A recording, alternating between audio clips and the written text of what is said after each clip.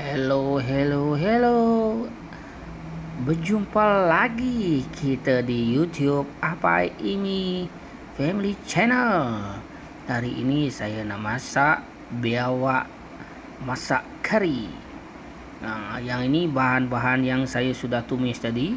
Bawang merah, bawang putih, halia, serai, kayu manis, bunga lawang dengan daun kari. Yang ini lemak biawak tadi. Campurkan semua sekali kat tu untuk mendapatkan minyak lagi bau harum dia. Ni. Lepas tu kita masukkan kari. Ceng. Kari ini tanpa santan ke tau. Sebab kita nak pekatkan dia. Gaul. Bagi dia naik bau. Nampak? Dah sama rata dah. Lepas tu kita masukkan isi biawak yang kita rebus tadi. Okey, masukkan.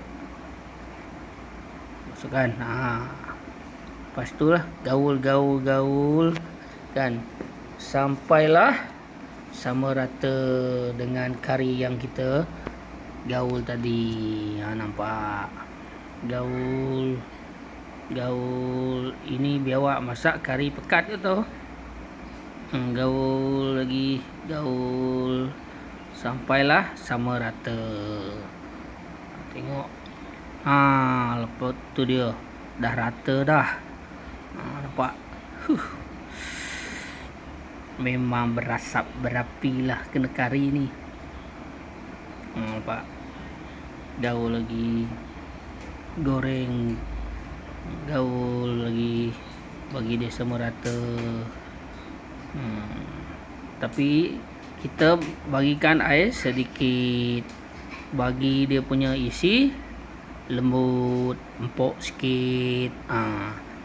Sedap dimakan. Tengok. Memang sedap. Dah melidih dah. Nak tunggu nak masak lah ni. Mantap lah. Lepas ni satu pinggan memang tak cukup nasi ni. Memang enak. Sedap.